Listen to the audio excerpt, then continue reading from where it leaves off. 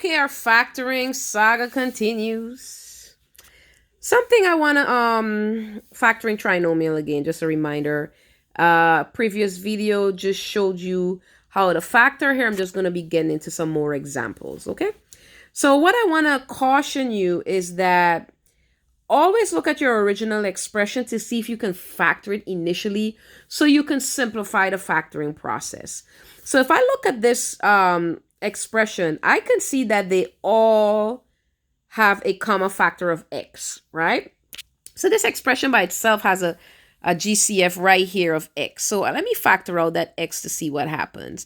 I could also look at the coefficients of each x term to see if they have anything in common. And it doesn't look like it does. So just the x they have in common. And my remaining factors looks like 12x squared minus 17x plus 6. Good. So now we are going to continue to factor. Also, factoring is like working with fractions in terms of it being in its simplest form. When you're factoring, you should factor completely. Sometimes students are tempted to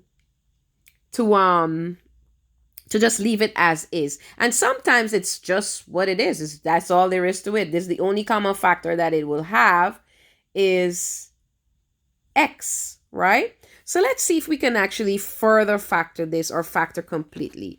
So what we can do is, try to convert this into 4 terms to see if it's possible. So we're gonna find the product of 12 and 6.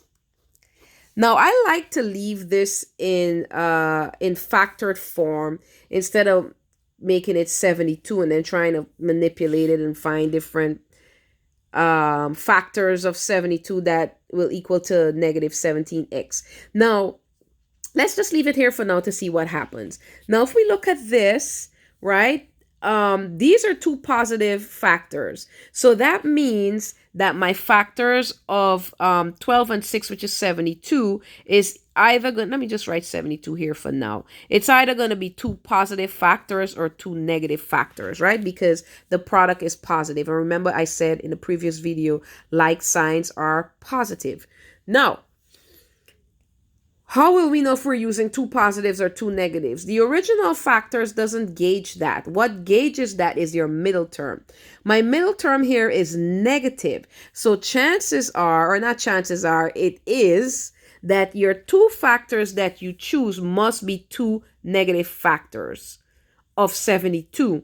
That when I add them, remember we said when it's positive, an addition has to occur. In order for you to find your middle term, an addition has to occur because your product is positive. All right. So I need to add 2 negative numbers to get me negative 17. And let's try to see if there's any. So we know that negative 12 and negative 6 is negative 18. So that can't work. Let's try splitting up 6 and 2 into some smaller factors, and let's try to manipulate them. What if we try 18 and 4? Nope. If we add 18 and 4, we're going to get 22. What if we add let's break this down further. 2 times 3. What if we add 8 and 9? Tan, tan, tan, tan. So 8 times 9, right, is 72.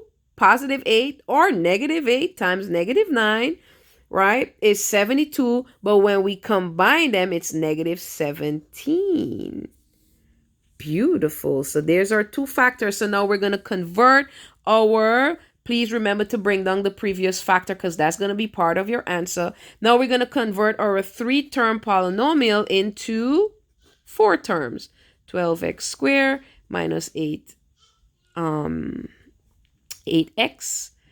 minus 9x plus 6, right? And remember, this is not just 12.